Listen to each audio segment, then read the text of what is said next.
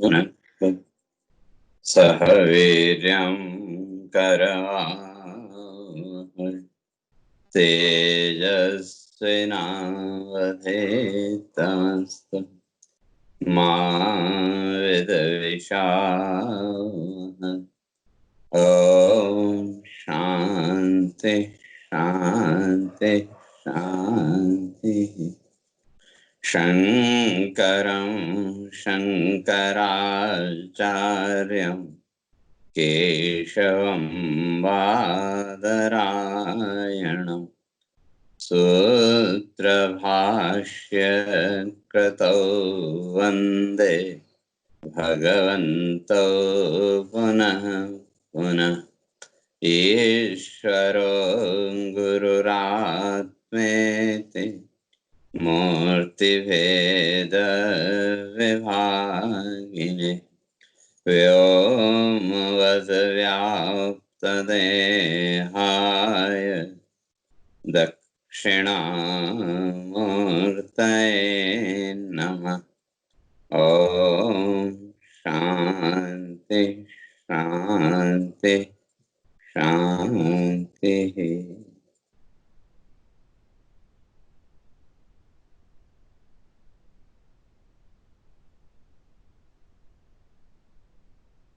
तो विचार चल रहा था, भगवान इस बात को स्पष्ट करके आए थे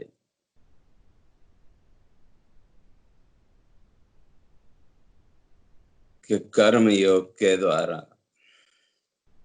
कर्म बंधम प्रहास्यसि, इस कर्म के बंधन से मुक्त हो सकते।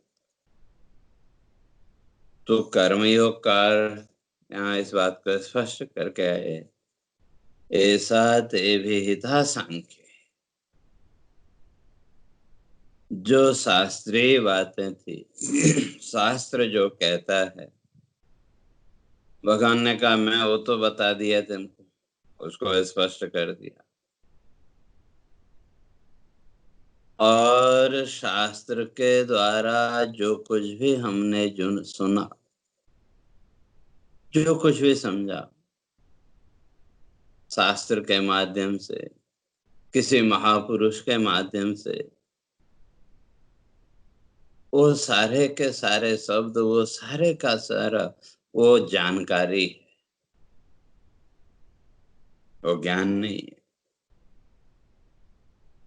क्यों? जानकारी को ज्ञान बनाने के लिए कर्म योग की आवश्यकता है।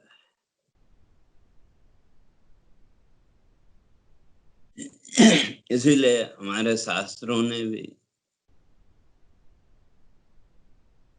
दो ही मुख्य मार्ग बताए, कर्म मार्ग और ज्ञान मार्ग। जो भक्ति मार्ग है वो इन दोनों के बीच में है,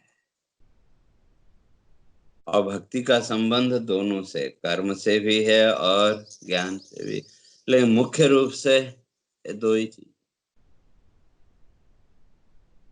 इसलिए महर्षि वशिष्ठ योग वासिष्ठ में इस बात को स्पष्ट करते हैं, उभाभ्याम एव पक्षाभ्याम यथा खे पक्षिणाम गति तथैव ज्ञान कर्माभ्याम जायते परमं पदम। कहते हैं उभाभ्याम एव पक्षाभ्याम, दो पंख। एक जो पक्षी है, पक्षी को आकाश में उड़ना हो तो उसको दो पंख चाहिए, एक पंख से वो नहीं उड़ सकता। दोनों पंख उसके सही होने चाहिए, व्यवस्थित होने चाहिए। तो इसी तरह से ये जो जीव है, जीव का भी उस मोक्ष मार्ग के और ऊपर उठने के लिए, उस मोक्ष मार्ग में आगे बढ़ने के लिए महर्षि कहते हैं दो पंखों की जरूरत है। और वो दोनों पंख कौन कौन से हैं? ज्ञान कर्माभ्याम, ज्ञान और कर्म। बहुत से लोग इन दोनों को अलग अलग मानते हैं। विज्ञान योग अलग है, कर्म योग अलग है।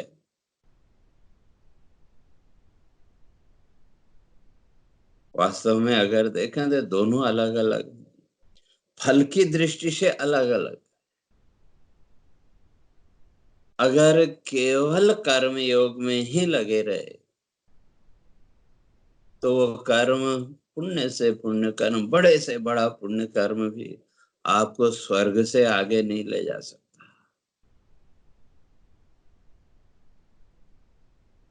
बड़े से बड़े संसार के जितने भी पुण्य कर्म, जो भी हमारे शास्त्रों ने, हमारे ऋषियों ने बताए, वो जो कर्म है, उन कर्मों की गति ज्यादा से ज्यादा स्वर्ग।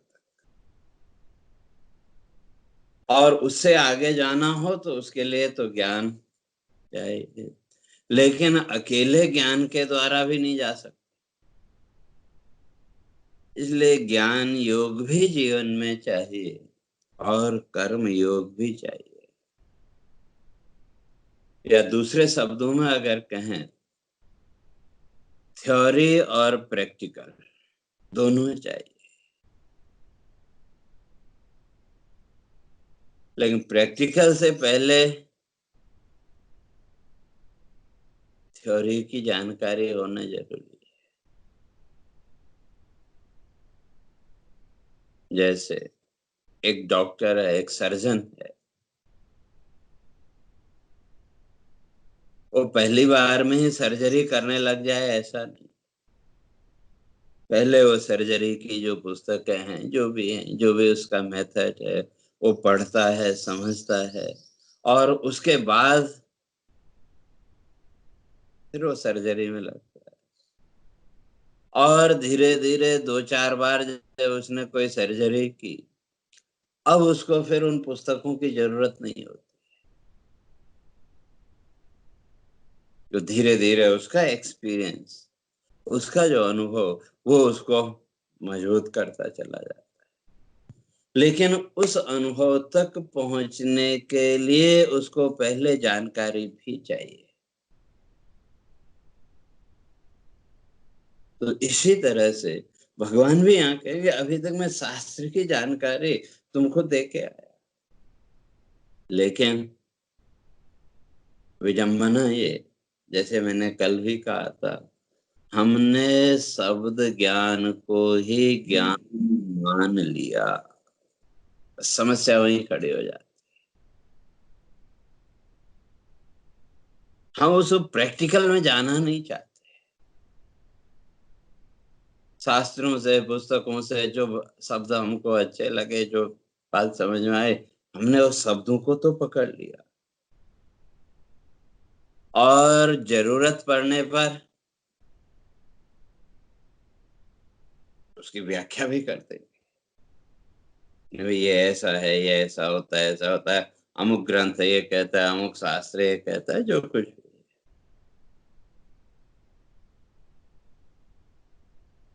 लेकिन जब तक उसको अपने जीवन में प्रैक्टिकल में हम नहीं लाएंगे, तब तक वो ज्ञान स्थिर नहीं होगा। तब तक वो केवल जानकारी ही कहलाएगी। और जो जानकारी है,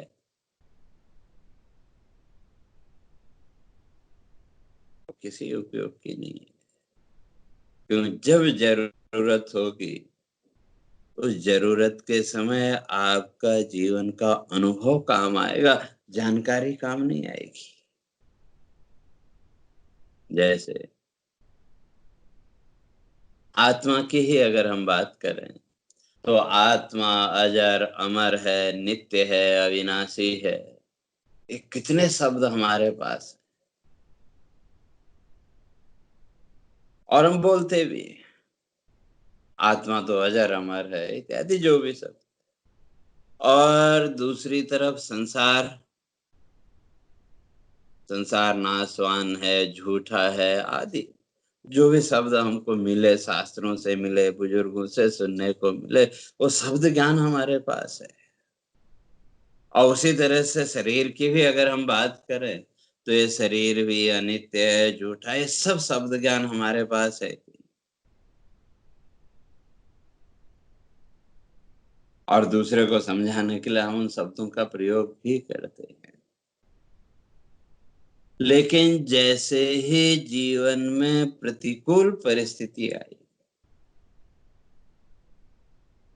कोई दुख की स्थिति जीवन में उत्पन्न हुई, शारीरिक दुख आदि जो भी है, तो उस समय ये सारा ज्ञान कहाँ गया? जिसे हम ज्ञान मान रहे थे, सब कहाँ गया?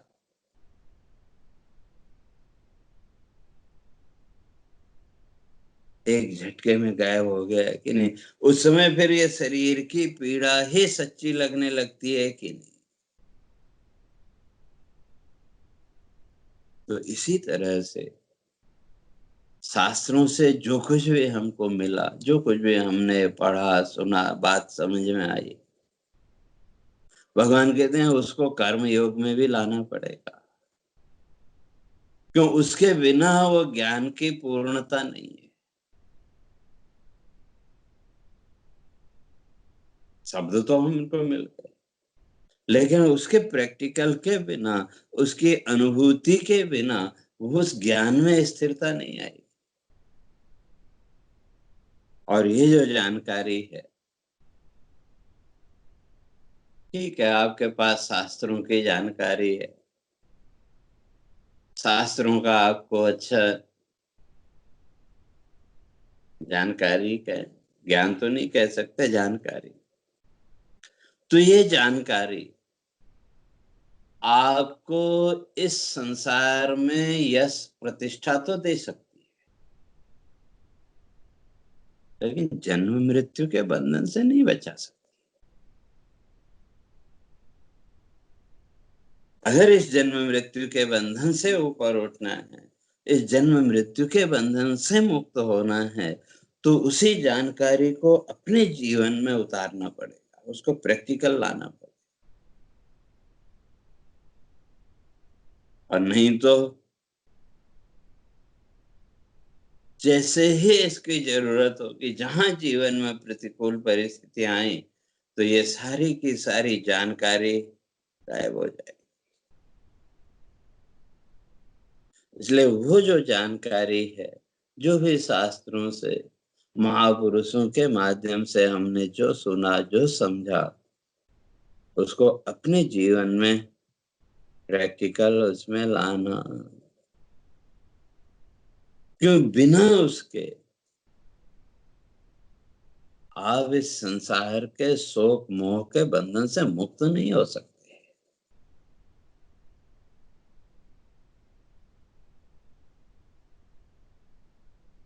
और उसको जीवन में प्रैक्टिकल में कैसे लाना है, उसके लिए हमारे ऋषियों ने एक बड़ा सरल तरीका बताया। कहते हैं आप चिंतन करते हैं, इसलिए हमारे ऋषियों ने श्रवण, मनन और निधिध्यासन, ये 3 विधियां बताई। श्रवण सुनना, मनन उसका विचार करना, और अंत में निधिध्यासन, उसको अपने जीवन में उतारना। सुन तो लिया, लेकिन मनन, अब वो अगली सीढ़ी तक पहुंचते ही नहीं। संसार को अगर देखें, हमने सुना बहुत कुछ, रामायण, महाभारत, गीता, भागवत आदि, न जाने हमने क्या क्या सुना, और वो कथाएं हमको याद भी है। हमने तो भाई उतने को ही अपने जीवन का कर्तव्य मान लिया, उसका मनन, उसका विचार नहीं किया। और अगर विचार किया भी तो एक पक्षी है। इसलिए हमारे ऋषि इस बात को स्पष्ट करते हैं, कहते हैं जब आप जीवन में कोई भी विचार करते हैं, उस विचार के 2 आधार होने चाहिए। एक शास्त्र, और दूसरा आपके जीवन का अनुभव। और शास्त्र जो भी बात कहता है, वो आपके जीवन के अनुभव से कहीं अलग की बात नहीं है। शास्त्र कोई अनोखी चीज नहीं बताता, जीवन के अनुभव की बात ही बताता। लेकिन हम कभी उस अनुभव की विचार प्रक्रिया तक अपने आप को ले ही नहीं गए। इसलिए भगवान यहाँ कहते हैं कर्म योग, उस कर्म योग की आवश्यकता है। जो तुमने सुना समझा उसको जीवन में प्रैक्टिकल में लाना, उसकी आवश्यकता है। क्योंकि उसके बिना इस संसार के शोक मोह के बंधन से आप मुक्त नहीं हो सकते।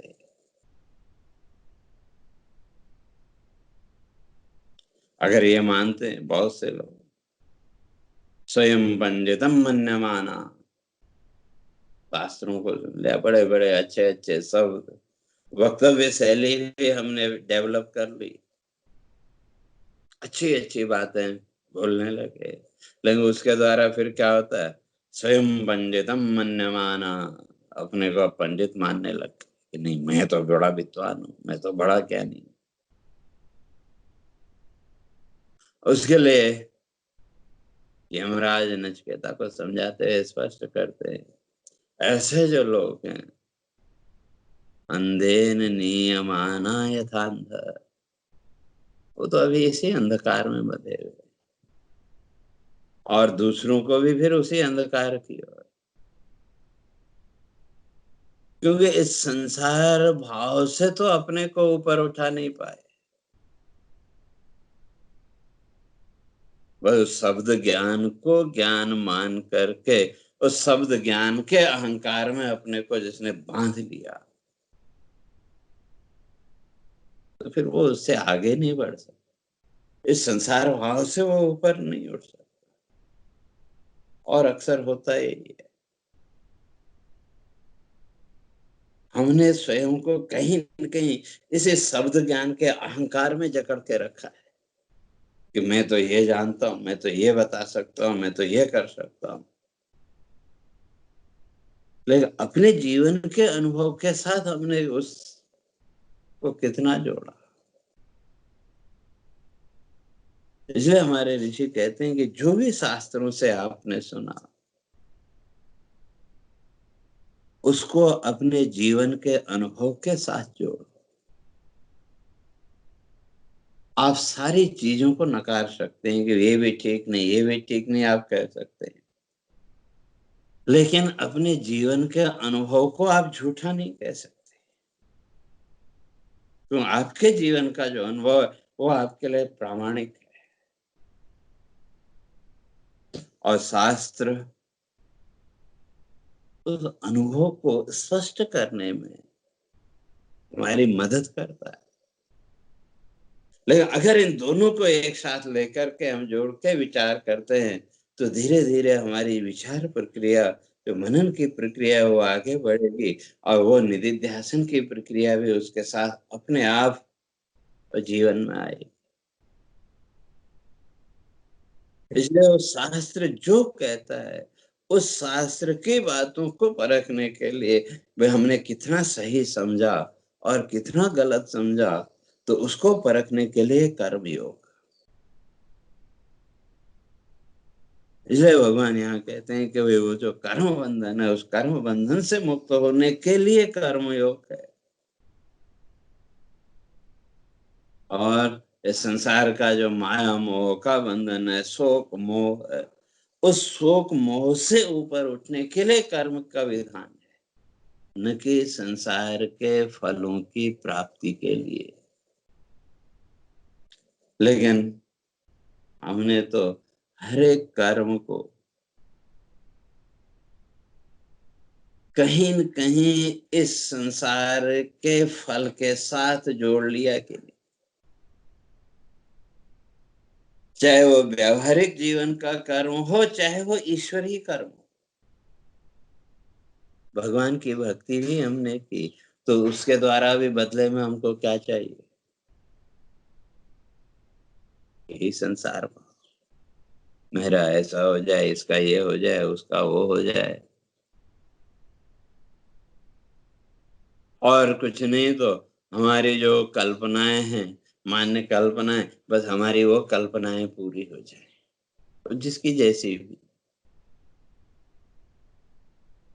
उससे ज्यादा हमने अपने जीवन को आगे बढ़ाया ही नहीं। उससे ज्यादा हम अपने जीवन में चिंतन की प्रक्रिया को आगे बढ़ा ही नहीं पाए। इसलिए यहाँ भगवान कहते हैं, इसलिए अब क्या करो, शास्त्रीय जो बात है, जो थ्योरी थी, वो मैंने तुमको बता दी। और अब कर्मयोग। लेकिन ये कर्मयोग किसके लिए? कर्म बंधम प्रयास्यसि, जिसके द्वारा तुम क्या हो जाओगे? कर्म बंधम प्रहास्यसि, इस संसार के कर्म बंधन से तुम मुक्त हो जाओगे, इसका त्याग कर दो। अर्थात कहने का अर्थ ये, जो भी जीवन में हम कर्म करते हैं, उस कर्म का जो ध्येय है, उस कर्म का जो उद्देश्य है, उस कर्म का जो गोल है, वो इस संसार के सुख दुख की प्राप्ति नहीं, बल्कि इस कर्म बंधन से स्वयं को मुक्त करना, ये होना चाहिए। तब तो संघर्ष का औचित्य है। और नहीं तो कोई जन्म मृत्यु का चक्र हो तो चलता रहे, वो तो निरंतर तो चलते रहना है।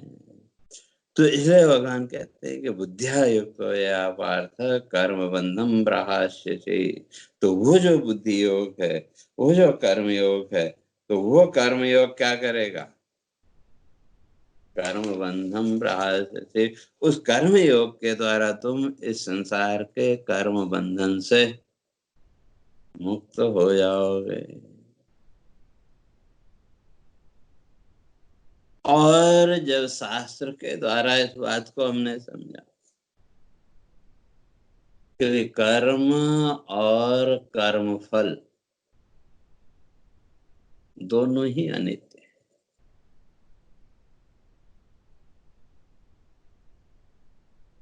अभी तक शास्त्र ने कहा तो हमने बात मान तो ली, लेकिन स्वीकार नहीं किया। और उसका कारण, हमने अपनी जो विचार प्रक्रिया है, इस भौतिक जगत से कभी उसको हमने ऊपर उठने ही नहीं दिया। हमने अपना सारा चिंतन, सारी विचार प्रक्रिया बस इस मैं मेरा तक सीमित करके रखी। उससे आगे हमने उस विचार प्रक्रिया को आगे बढ़ने ही नहीं दिया। सुबह से लेकर के शाम तक भगवान की पूजा उपासना जो कुछ भी हमने की, किसके लिए?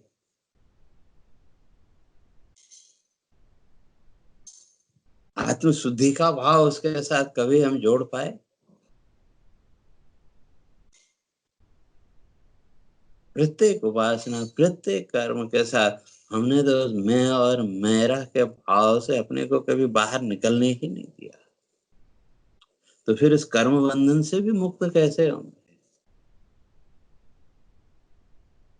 इसलिए भगवान कहते हैं कि भाई, इस कर्म, जो कुछ भी कर्म कर रहे हैं, शास्त्र ज्ञान के आधार पर, शास्त्रीय आधार अगर कर्म का है, तो वो शास्त्र का चिंतन, वो शास्त्र का विचार तुमको धीरे धीरे कर्म बंधन प्रहार से, कर्म बंधन से बाहर निकालेगा।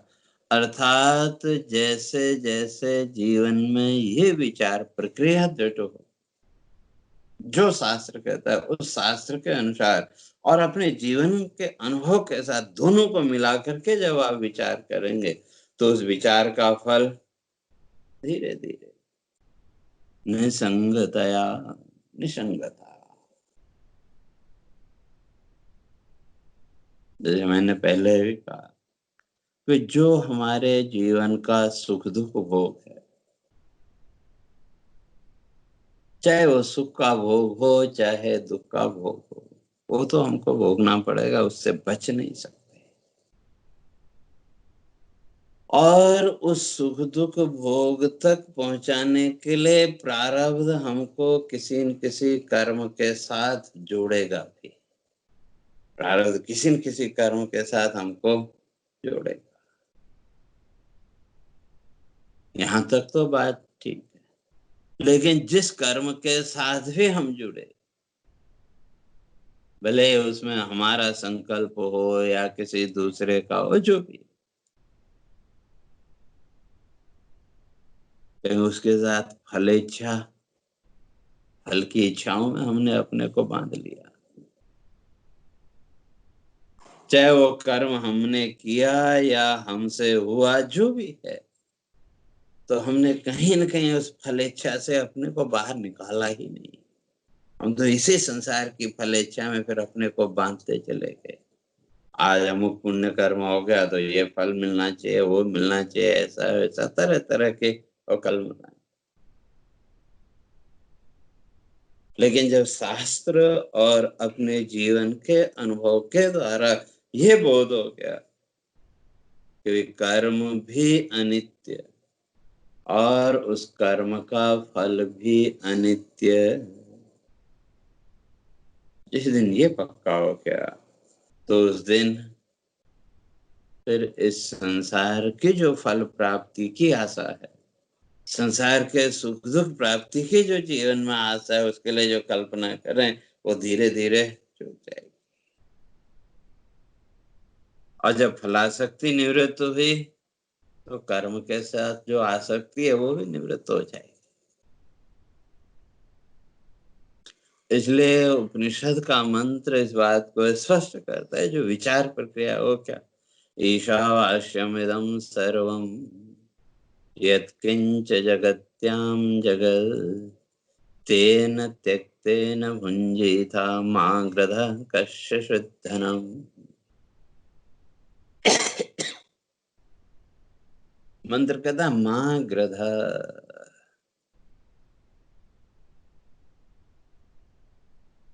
महाकांक्षी। इस संसार के सुख वैभव की जो इच्छा है, मंत्र कहता है उससे ऊपर अपने आप को उठाओ। क्यों? कश्य शुद्धनम, इस संसार का जो धन वैभव है, संसार का जो ऐश्वर्य है, वो आज तक किसी का नहीं हुआ।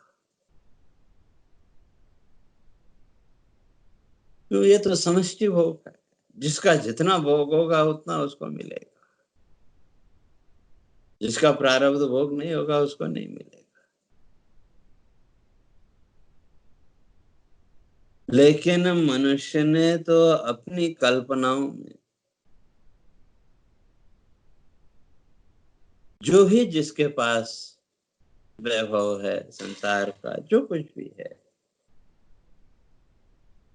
मनुष्य ने तो अपने को उसका अधिपति मान लिया कि मैं इसका वो।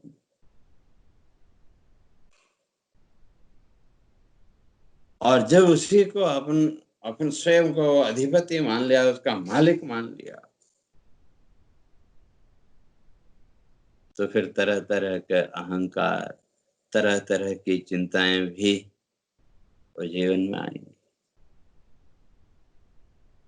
जैसे मंत्र कहता है मां कृध कस्यचित् धनम, ये संसार का वैभव आज तक किसी का नहीं हुआ, इसलिए मां कृध, इसमें आसक्त मत हो। क्यों? ईशावास्यम इदं सर्वम यत्किंच जगत्याम जगत, इस संसार में जो कुछ भी दिख रहा है, जितना भी ये दृश्य प्रपंच है, ईशावास्यम इदं सर्वम, ये सारा का सारा उस परमात्म सत्ता के अतिरिक्त और कुछ नहीं। उस परमात्मा के, उस ब्रह्म की सत्ता में ये सारा दृश्य प्रपंच आभास मात्र दिख रहा है, मात्र वास्तव में है नहीं। इसमें महाकांक्षा, इसमें मत हो। जैसे स्वप्न के दृश्य, स्वप्न के दृश्यों को अगर ढूंढने जाओ तो कहाँ है? आंख खुलते ही सब गायब। और सपने में किसी ने आपको गाली दी, तो सुबह उठ करके उससे झगड़ा करने जाते हैं क्या? नहीं जाते। सुबह जाके उससे झगड़ा नहीं करते। क्यों? हमको पता है वो सपना था, सब झूठा था, मिथ्या था। तो इसी तरह से ये सारा का सारा संसार, कहते हैं ईशावास्यम, उस आत्म सत्ता में आभास के अतिरिक्त और कुछ नहीं। इसलिए महागृह इसमें आसक्त मत हो। तो कहा फिर तब क्या करें? कुर्वन्नेवेह कर्माणि, कर्म तो करना पड़ेगा। क्यों? जब तक शरीर है, प्रारब्ध के अनुसार मनुष्य शरीर मिला, तो इसलिए कर्म तो करना पड़ेगा। लेकिन तेन त्यक्तेन वंजीथा, त्याग पूर्वक कर्म करो। और त्याग पूर्वक जो जीवन में फल मिला, चाहे वो सुख रूप हो या दुख रूप, क्यों? इस संसार के दो ही फल है, तीसरा फल है ही नहीं। इसलिए वहां भागवत में गर्भस्तुति में देवता इस बात को स्पष्ट करके आए, एकायना सौद्विफल त्रिमूलम चतुरसः पंचविधः सदात्मा सप्तत्वगष्टविटवो नवाक्षो दशच्छदि दुःखगोहादिवृक्ष एकायना सौद्विफलम। इस संसार में तो केवल दो ही फल हैं, संसार के दो ही फल हैं, और वो सुख और दुख। इसलिए तेन त्यक्तेन वंजीता, और सुख दुख का भोग भोगना तो पड़ेगा। जो भी हमारे जीवन का वो भोगना तो पड़ेगा। लेकिन कैसे? मंत्र कहता है तेन त्यक्तेन, त्याग पूर्वक, उसमें आसक्त मत होने दो। और उस आसक्ति से मुक्त होने के लिए जो शास्त्र कहता है उसको अपने जीवन के अनुभव के साथ उसको जोड़ना पड़ेगा। इसलिए इसको बुद्धि योग भी कहा, केवल कर्म योग ही नहीं। हे अविद्या कर्म बंधम प्रहास्यसि, तो इस बुद्धि योग के द्वारा, बुद्धि योग है तमाम शरणों, भगवान कहते हैं अब मैं वो बुद्धि योग अर्थात कर्म योग, जो अभी तक हमने अपनी बुद्धि को इस संसार भाव में बांध रखा। अब किसी का ज्यादा, किसी का कम, जो भी है, लेकिन कहीं न कहीं संसार भाव की दृढ़ता है। और ईश्वरीय भाव, तो उस संसार भाव के रूप अलग अलग हो सकते हैं, तरह तरह के हो सकते हैं। लेकिन अभी तक हमने अपना बुद्धि योग इस संसार भाव के लिए ही उपयोग किया है कि नहीं? इसलिए भगवान कहते हैं अब उस बुद्धि योग को, उस कर्म योग को अब इस संसार भाव के लिए नहीं, बल्कि कर्म बंधम प्रहास्य, इस कर्म बंधन से मुक्त होने के लिए उसका उपयोग करो। और जब उसका कर्म बंधन से मुक्त होने के लिए कर्म योग का उपयोग करेंगे, तो कर्म बंधन से मुक्त हो जाएंगे। क्योंकि शास्त्र इस बात को स्पष्ट करता है, यादृशेन तु भावेन यद यद कर्म निवेशते निषेवते, यादृशेन तु भावेन यद यद कर्म निषेवते। ये प्राणी जिस भाव से जो कर्म करता है,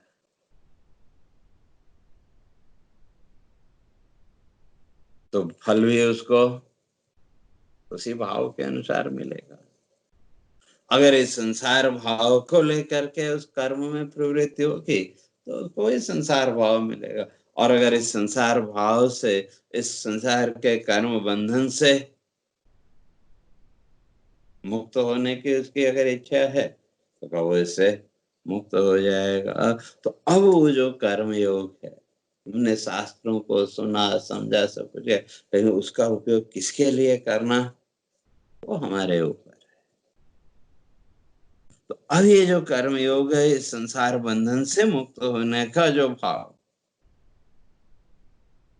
हमने शास्त्रों से सुना, बात समझ में भी आई, इच्छा भी हुई, लेकिन फिर संशय मन में आ जाता है तो पता नहीं होगा कि नहीं होगा, क्योंकि संसार का सुख दुख तो सामने देख रहे हैं। तो वो जो संशय है, उस संशय की निवृत्ति के लिए भगवान आगे इस बात को स्पष्ट करते हैं कि स्वल्पम अप्यस्य धर्मस्य त्रायते महतो भयात्। ये कर्म बंधन से मुक्त होने का भाव अगर थोड़ा सा भी जीवन में हमारा आ गया, तो थोड़ा सा वो कर्म बंधन से मुक्ति का भाव, तो त्रायते महतो भयात्, जीवन का जो सबसे बड़ा भय मृत्यु का भय, हमको उस मृत्यु के भय से मुक्त कर दे। और कैसे, मैं समझता हूँ उसकी चर्चा फिर कल करेंगे।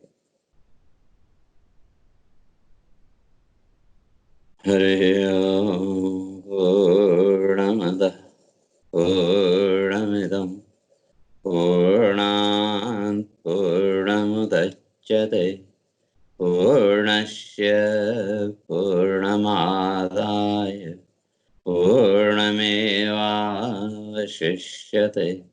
ॐ शान्ति शान्ति शान्तिः। शङ्करं शङ्कराचार्यं